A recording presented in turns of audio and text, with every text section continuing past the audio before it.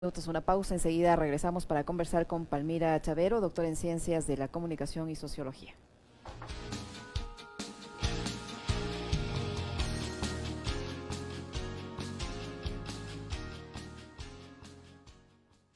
www.pichinchacomunicaciones.com.es. El medio digital más completo. Imágenes, sonidos, palabras y sobre todo vivencias cotidianas. Opinión, entrevistas, ediciones especiales y un sinnúmero de noticias de Pichincha, Ecuador y el mundo. En Pichincha Comunicaciones somos el otro relato. Alexis Moncayo y Licenia Espinel comparten un diálogo con la invitada. En Punto Noticias hablamos de...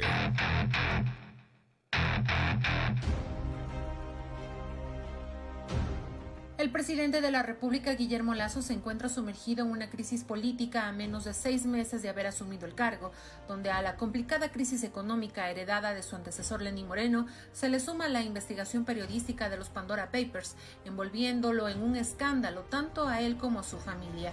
A su vez, este duro golpe a la imagen del mandatario se da en un contexto de un fuerte incremento de la inseguridad y la crisis carcelaria que derivó en la declaración del estado de excepción. ¿Cómo se puede analizar en este contexto la estrategia comunicacional del gobierno?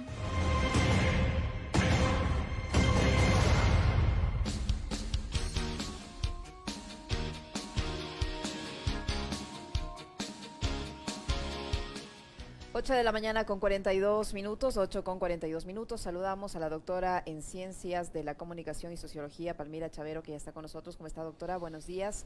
Le ofrecemos disculpas por los minutos de espera. Bienvenida. Le saludamos a Alexis Moncayo, quien le habla, Licenia Espinel. ¿Existe estrategia de comunicación en el gobierno? ¿Hay algo que comunicar, en bien o en mal? En los últimos días se ha nombrado a uno de los periodistas muy cercanos al régimen desde tiempos de campaña, el señor Carlos Gijón, como vocero del gobierno. ¿Cómo aporta esto a mejorar la estrategia de comunicación del régimen, si es que en verdad existe esa estrategia de comunicación? Buenos días, bienvenida. Buenos días, Licenia, Alexis, un gusto estar este ratito aquí con vosotros y con toda la audiencia de Radio Pichincha. Hay varios elementos ahí en la estrategia de comunicación del gobierno que hay que rescatar y sobre los que hay que profundizar y que seguir analizando, ¿no? Primero, estrategia hay, digamos, siempre la hay. Lo que en este caso llama la atención es que, a pesar de que llevamos poco tiempo del nuevo gobierno, ya vemos distintas fases en esa estrategia y ya vemos como las primeras... los primeros tumbos, digamos, ¿no? Las primeras confusiones. O sea, si miramos un poco con un poco más de perspectiva, diríamos que, bueno, al principio la estrategia de comunicación se caracterizó por una comunicación más cordial, más amable, más en hilo un poco con la idea del Ecuador del encuentro que proponía el presidente, que incluso utilizaba más redes sociales, TikTok. Acordémonos de que las primeras medidas, las primeras declaraciones se daban por redes sociales. Después hay un cambio en la estrategia hacia una comunicación más dura, hacia un intento de comunicación más firme, que es cuando empiezan a salir ya, cuando se acaba el idilio de las vacunas, del proceso de vacunación, aparece un poco una cara más dura, ¿no? Una cara de un presidente que ya quiere aparentar ser firme, que ya quiere tomar decisiones, que incluso amenaza a la Asamblea con la muerte cruzada. O sea, hay un giro ahí. Y cuando está intentando asentar un poco esa estrategia, digamos, ese cambio en la estrategia, aparecen los Pandora Papers, aparecen las más protestas ciudadanas y hay ahí como una confusión, ¿no? Entonces ahora mismo estamos aquí un poco, yo diría, en un momento de confusión, de que el presidente no sabe muy bien cómo moverse porque quiere aparentar mano dura, pero tiene muchos frentes abiertos, tiene muchos problemas sobre la mesa, tiene muchos frentes que atender y parece que no está terminando de resolverlos, ¿no? Y para entender esto, o sea, para ver si los resuelve o no y cómo los está resolviendo o por qué no los está resolviendo, hay un elemento importante desde el punto de vista comunicacional que no hay que perder de vista, y es que en los intentos de comunicación cercana o en los intentos de comunicación en defensa, digamos, más oficial que hace el presidente, falta verosimilitud. Es decir, el presidente lanza discursos de encuentros, de diálogo, de tranquilidad, pero los militares están en la calle. El gobierno lanza un discurso de hemos creado empleo, hemos reducido el desempleo, pero la gente no vive eso en la calle. La gente, la ciudadanía tiene problemas de empleo, hay problemas económicos muy graves. la gente vive el paro en las calles y está, digamos, hay protestas y el discurso del presidente es hay que trabajar y va a visitar a los militares al hospital, ¿no? Entonces, esa falta de verosimilitud, esa información que no coincide con lo que la gente vive en la calle hace que se abra una grieta y que se abra una posible crisis comunicativa para el gobierno, ¿no? Porque no coincide lo que dice con lo que la gente vive. Y eso comunicacionalmente es un problema para la persona, para la institución que lo vive, digamos, o que lo sufre, y ahí hay que ver qué tan hábil serán el presidente y el gobierno para resolver eso, ¿no? Y en medio de todos los problemas se va también de viaje. Entonces hay como mucho ruido, hay mucha confusión ahí y no coincide el discurso que está intentando implementar o que el gobierno pretende que la ciudadanía asuma con lo que vive la gente en la calle, ¿no? Entonces esa confusión puede generarle grandes problemas o más problemas, digamos, un nuevo frente incluso al presidente de la República, ¿no? Hola Palmira, qué gusto saludarle.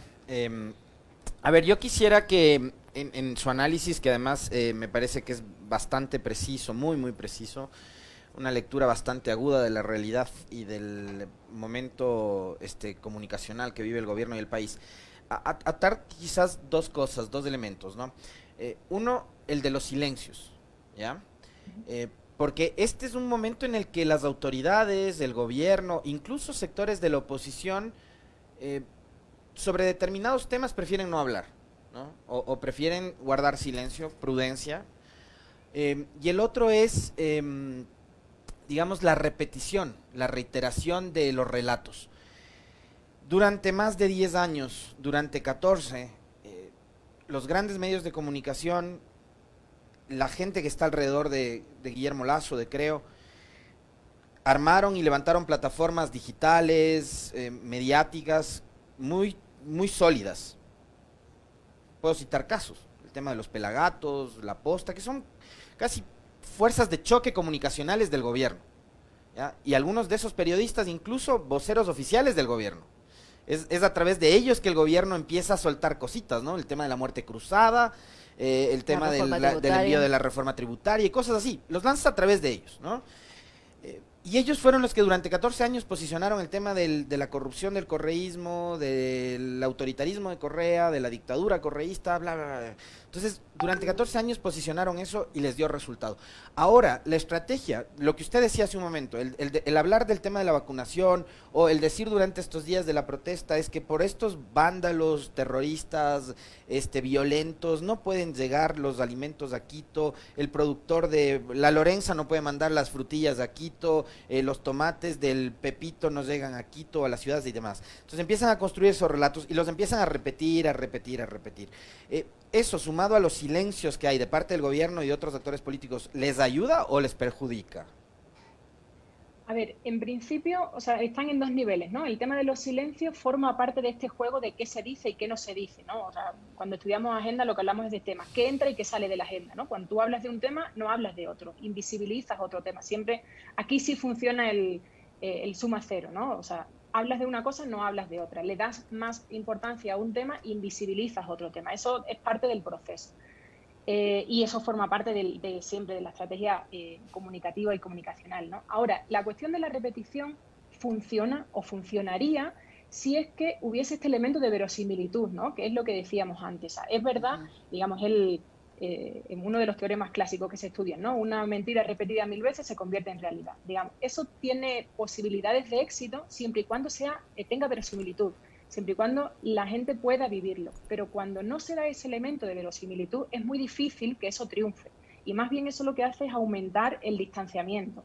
Si el presidente está hablando de transparencia y diciendo que quiere transparentar y que todo hay que ser transparente, etcétera, pero después le cita a la Asamblea a comparecer y no comparece, ahí hay un problema. O sea, hay mucho ruido, digamos, ¿no? Hay esta falta de verosimilitud porque lo que dice no coincide con lo que la gente vive. Entonces, por mucho que se repita y por mucho que todos los dispositivos mediáticos hegemónicos, digitales, convencionales, etcétera, lo repitan, si no hay un elemento de articulación con la realidad, es muy difícil que la gente lo asuma como propio.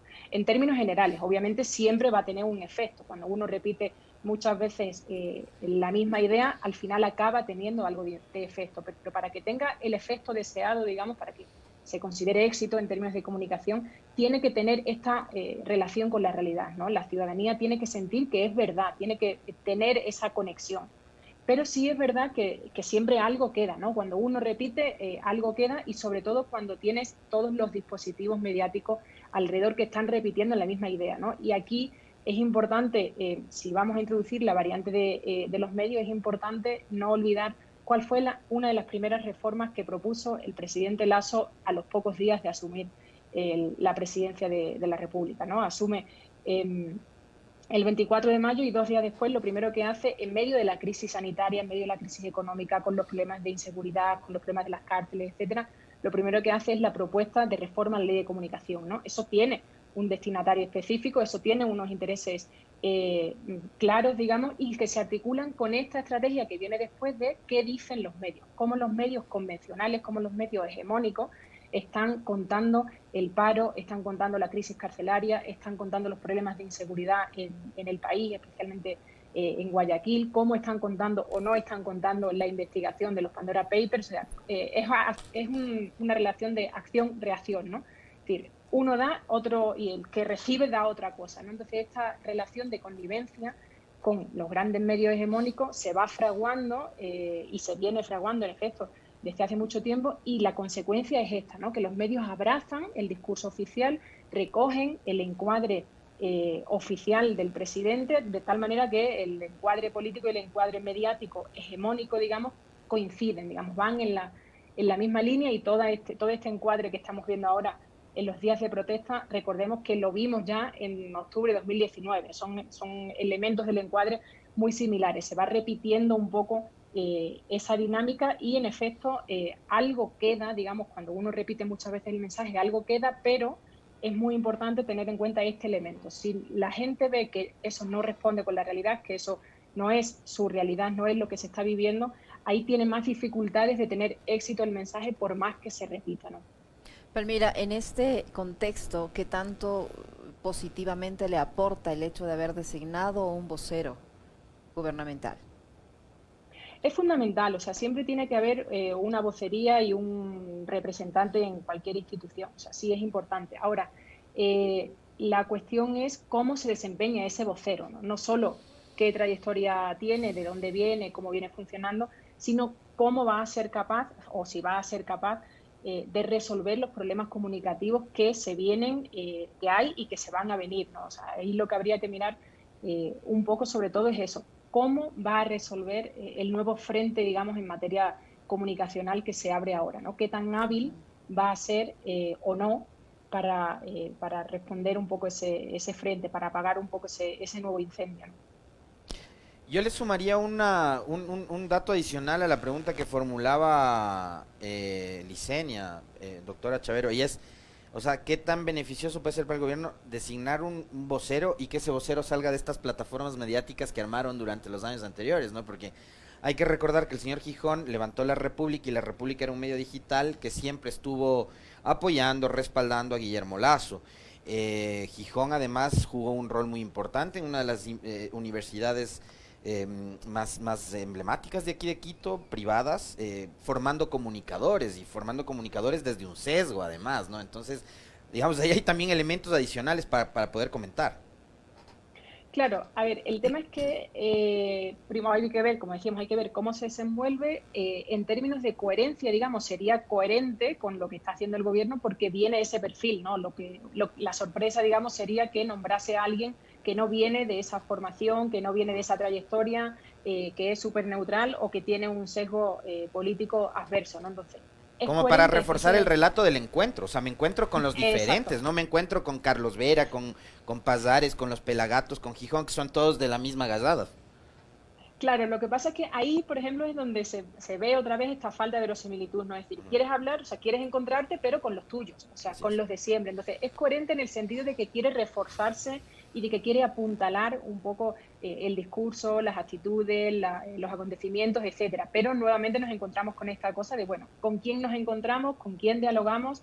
¿Y qué tan hábil somos para eso? Ahí es donde vemos nuevamente este ruido del que hablábamos, ¿no? Es decir, si quieres encontrarte, ¿por qué no se potencian los medios públicos, por ejemplo, ¿no? O por qué no se fortalecen los medios comunitarios si es que no queremos, si es que queremos encontrarnos, digamos, con todos, ¿no? Entonces ahí se ven esos elementos, pero eso también refleja una falta de seguridad del propio gobierno, ¿no? Es decir, quiere encontrarse, dice que quiere encontrarse, pero no tanto, digamos, ¿no? Siempre que pone unos límites ahí en el sentido de no vamos a abrir tanto la puerta. Entonces, por un lado, es coherente en el sentido de que le fortalece internamente, pero refuerza esta idea de tampoco, tampoco reproduce o tampoco da muestras de que en la práctica sea eso, sea un encuentro, sea una pluralidad, etcétera, lo que se está buscando, ¿no? Entonces eso, en el fondo, lo que refleja es una falta de seguridad o una debilidad del propio gobierno, porque no termina tampoco de confiar en el otro, ¿no? No termina de confiar en los otros y, por tanto, se repliega en lo seguro, digamos. Muchísimas gracias, Palmira. Muy interesante conversar con usted, Palmira Chavero, doctora en Ciencias de la Comunicación, que ha estado con nosotros. Muy amable, muchas gracias. Sé que están celebrando en Flaxo 10 años de vida.